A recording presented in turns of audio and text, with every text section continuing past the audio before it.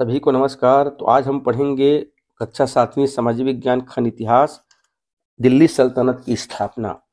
दिल्ली सल्तनत की स्थापना कब से कब तक? सन 1206 ईस्वी से 1290 तक की ईस्वी का हम अध्ययन करेंगे। लगभग 84 साल का अध्ययन करेंगे। इन 84 साल में दिल्ली सल्तनत की स्थापना के बारे में पढ़ेंगे। अब देखते हैं, दिल्ली के आसपास तुर्कों का एक शक्तिशाली राज्य है दिल्ली सल्तनत। दिल्ली के आसपास तुर्कों ने एक शक्तिशाली राज्य बनाया दिल्ली सल्तनत, और यहाँ के अरबी भाषा में शासक कहते थे, शासक को सुल्तान कहते थे।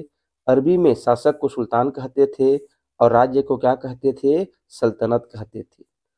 तो यहाँ पर हम 5 वंश के बारे में पढ़ेंगे। अरबी भाषा में शासकों को सुल्तान कहते थे और राज्य को सल्तनत कहते थे। तो हम 5 वंश के सुल्तानों के बारे में पढ़ेंगे। सबसे पहला आता है जी से गुलाम वंश, फिर तुगलक वंश, फिर खिलजी वंश, फिर सैयद वंश, फिर लोधी वंश। 5 वंश के शासकों या सुल्तानों के बारे में अध्ययन करना है। गुलाम, तुगलक, खिलजी या सैयद और लोधी वंश। अब सबसे आते हैं पहले मोहम्मद गोरी। मोहम्मद गोरी पहले आते हैं। तो मोहम्मद गोरी गोर राज्य का सुल्तान था। मोहम्मद गोरी गोर राज्य का सुल्तान था। मोहम्मद गोरी का भारत में पहली जीत होती है मुल्तान में। मोहम्मद गोरी मुल्तान को जीतता है। उसके बाद वह दक्षिण की तरफ आता है गुजरात में। उस समय गुजरात में एक चालुक्य राजा थे मूलराज द्वितीय। मूलराज द्वितीय ने मोहम्मद गोरी को हरा देते हैं। मोहम्मद गोरी पराजय हो जाता है। किससे? गुजरात के राजा चालुक्य राजा मूलराज द्वितीय से। तो भारत में गोरी की पहली पराजय है। पहला गोरी कहाँ जीता? मुल्तान को जीता। अब गोरी जब गुजरात जाता है तो चालुक्य राजा मूलराज द्वितीय उसको हरा देते हैं। ये गोरी की भारत में पहली पराजय है। इसके बाद गोरी फिर उत्तर में जाता है। कहाँ? 1190 में गोरी पूरा पंजाब पर कब्जा कर लेता है। जो पंजाब का क्षेत्र था, इस पर गोरी का पूरा कब्जा हो जाता है। इस तरह देखते हैं, गोरी पहले मुल्तान जीता, फिर गुजरात हारा, फिर पंजाब पर पूरा कब्जा कर लिया।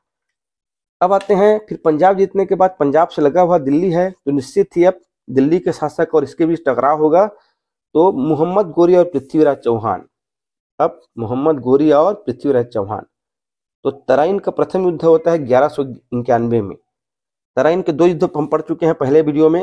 1191 में तराइन का प्रथम युद्ध होता है पृथ्वीराज चौहान और मोहम्मद गोरी के बीच। पुनः 1 साल बाद 1192 में फिर तराइन का द्वितीय युद्ध होता है। पहले में तराइन का प्रथम युद्ध होता है 1191 में। इसमें जीतते हैं पृथ्वीराज चौहान। इसमें पृथ्वीराज चौहान की जीत होती है। पुनः दूसरा युद्ध होता है उस युद्ध में जो तराइन का दूसरा युद्ध होता है, उसमें मोहम्मद गोरी जीतते हैं। प्रथम में चौहान जीतता है, द्वितीय में गोरी जीतता है। अब 1194 में गोरी ने जयचंद को हराया। इस युद्ध में? चंदावर के युद्ध में। गोरी के मृत्यु के बाद एक योग्य गुलाम अधिकारी कुतुबुद्दीन ऐबक, अब एक गोरी का गुलाम अधिकारी था, गुलाम था। कौन? कुतुबुद्दीन ऐबक ने स्वयं को भारत में तुर्क राज्य का शासक घोषित किया। अब यह तुर्क राज्य क्या कहलाया? तुर्क सल्तनत कहलाया। चंदावर के युद्ध के बाद गोरी की मृत्यु हो जाती है। उसकी मृत्यु के बाद गोरी का एक गुलाम योग्य अधिकारी था कुतुबुद्दीन ऐबक। उसने स्वयं को भारत में तुर्क राज्य का शासक घोषित कर दिया और तुर्क राज्य अब क्या कहलाया? तुर्क सल्तनत। अब देखते हैं हम गुलाम वंश के शासकों। तो गुलाम वंश के शासक दिल्ली में कौन कौन थे? तो सबसे पहले कुतुबुद्दीन ऐबक के बारे में पढ़ेंगे, फिर इल्तुतमिश आया, फिर रजिया सुल्तान आई, उसके बाद बलबन आए और अंतिम में कैकूबा। हम 5 सुल्तानों के बारे में पढ़ेंगे जो गुलाम वंश के शासक थे। कहाँ पर? दिल्ली में। तो पहला सुल्तान थे कुतुबुद्दीन ऐबक। कुतुबुद्दीन ऐबक पहला सुल्तान था दिल्ली सल्तनत का। कुतुबुद्दीन ऐबक कौन था? गोरी का गुलाम था, पढ़ चुके हैं। ऐबक की राजधानी कहाँ थी? लाहौर थी। ऐबक ने क्या कार्य करवाया था? ऐबक ने कुतुब मीनार जो दिल्ली में है, उस निर्माण का कार्य प्रारंभ करवाया था, ना कि पूरा करवाया था। कुतुब मीनार को कुतुबुद्दीन ऐबक ने बनाना शुरू किया था। और इसका और क्या बनाया था? 2.5 दिन का झोपड़ा मस्जिद बनवाया था। इसको क्या क्या कहते थे कुतुबुद्दीन ऐबक को? इसको लाख बख्श कहते थे, अर्थात लाखों का दान करने वाला कहते थे कुतुबुद्दीन ऐबक को। चौगान खेलते समय इसकी मृत्यु हो जाती है, चौगान खेलते समय इसकी मृत्यु। ये ऐबक हो गए, राजधानी लाहौर। अब आते हैं इल्तुतमिश। इल्तुतमिश, इसके बाद इल्तुतमिश आते हैं। सबसे पहले इन्होंने तुर्कान चिहलगानी बनाया, तुर्कान चिहलगानी। अब तुर्कान चिहलगानी क्या होता है? ये 40 गुलाम सरदारों का संगठन था।